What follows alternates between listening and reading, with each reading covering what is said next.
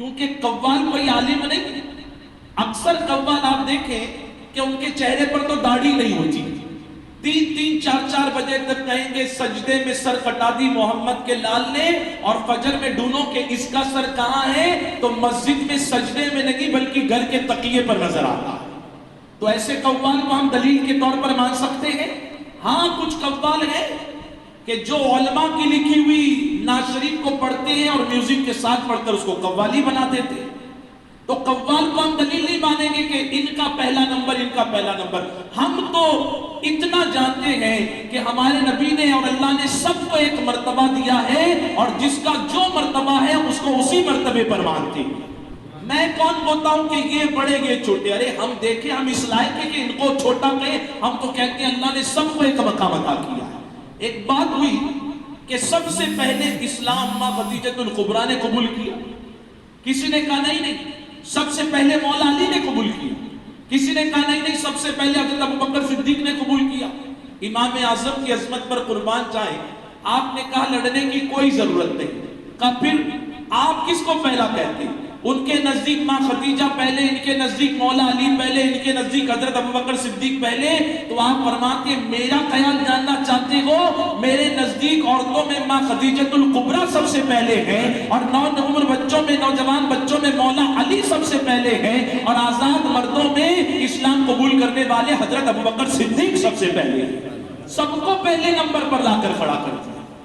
یہ مسلمانوں ہمارا کام نہیں ہے کہ یہ بڑے وہ چھوٹے, ہم تو اتنا مانے اللہ نے جس کو جو مقام دیا ہم اس کو اسی مرتبے کے اعتبار سے جانتے ہیں. اور اللہ نے اس کے حبیب نے حضرت ابوبکر صدیق کو ہی سب سے افضلیت کا مقام عطا فرمایا.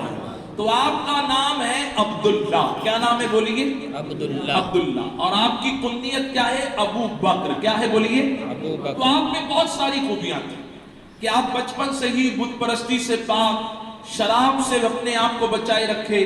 کبھی آپ نے بتوں کے سامنے دور جہالت میں بھی کبھی آپ نے ایسا کوئی کام نہیں کیا جو ہے جہالت والا لگتا تھا اور شریعت کے خلاف والا لگتا تھا. اور پھر اتنی خوبیاں تھی, اتنی خوبیاں تھی, میں آپ کو کیا بتاؤں. ایک مرتبہ فجر کی نماز کے بعد حضور صلی اللہ علیہ وسلم, کیونکہ ہمارے نبی صلی اللہ علیہ وسلم کی عادت تھی, آج تو حیرت کی بات ہے کہ میں فجر کی نماز کی بات کیا بتاؤں.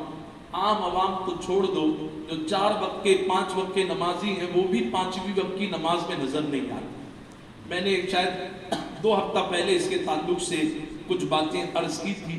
آپ سے میری گزارش ہے کہ اگر آپ ظہر, عصر, مغرب, عشاء پڑھتے ہیں اور فجر اگر گھر میں پڑھتے ہیں, چھوٹ جائے اس سے بہتر ہے کہ گھر میں پڑھ لو. 7:14 کا ٹائم ہے, ابھی تو چھوٹنے کا سوال ہی نہیں اٹھتا, لیکن اللہ توفیق دے تو فجر کی نماز پڑھنے مسجد میں جایا. دنیا قانون بنا رہی ہے morning walk, morning walk, morning walk. Morning walk کے لیے لوگ جوگرز پارک میں جا رہے ہیں. کہاں جا رہے ہیں؟ مسلمان تم اور میں کتنے خوش نصیب ہیں کہ ہم فجر کی نماز پڑھنے آئیں گے, نماز بھی ادا ہوگی, اور اللہ چلنے کے صدقے میں مارننگ واک کے برکت سے ہماری صحت میں بھی برکت عطا فرمائے. ہم تو بستروں سے محبت کرنے والے ہو. دنیا صبح اٹھ کر چلنے کے لیے ترس رہی ہے, اٹھتی ہے. ہم کتنے خوش نصیب ہیں, ہم کل فجر کی نماز کو فرض قرار دے دیا. تو فجر کی نماز کے بعد اللہ کے حبیب صلی اللہ علیہ وسلم کی عادت کریمہ تھی کہ صحابہ کو دیکھتے, پوچھتے, خیال پوچھتے. موضوع الگ نہ ہو جائے, وقت زیادہ نہیں ہے, اسی لیے میں وہاں نہیں جانا چاہتا. ایک دن میرے آقا صلی اللہ علیہ وسلم نے پوچھ لیا صحابہ سے, کسی نے آج نفل روزہ رکھا ہے؟ سب کہیں کیسے بتائیں, رکھا نہیں. لیکن اس وقت ایک ہاتھ اٹھتا ہے کہ ہاں یا رسول اللہ میں نے روزہ رکھا ہے, اور جس کا ہاتھ اٹھا تھا دنیا اسی کو ابوبکر صدیق کے نام سے یاد ہے. حضور نے پوچھا کیا کسی نے فجر کی نماز پر آنے سے پہلے کسی مریض کی تیمارداری عیادت کی ہے؟ حضرت عمر پریشان ہو گئے, بازو میں دوسرے صحابہ بھی فجر ہے, اب بھی تو اٹھے ہیں اور نماز کے لیے, اب اتنے شارٹ ٹائم میں بھی کسی مریض سے مل کر آئے. سب کے ہاتھ نیچے تھے. پھر ایک آواز آئی, عرض کیا گیا ہاں یا رسول اللہ. لوگوں نے پلٹ کر دیکھا کہ ابھی بھی جو آواز آئی ہے وہ کسی اور کی نہیں, حضرت ابوبکر صدیق کی آواز آئی. کبھی فجر میں آنے سے پہلے ابوبکر کس کی تھی تیمارداری تو عرض کرتے ہیں حضور مجھے رات ہی میں پتا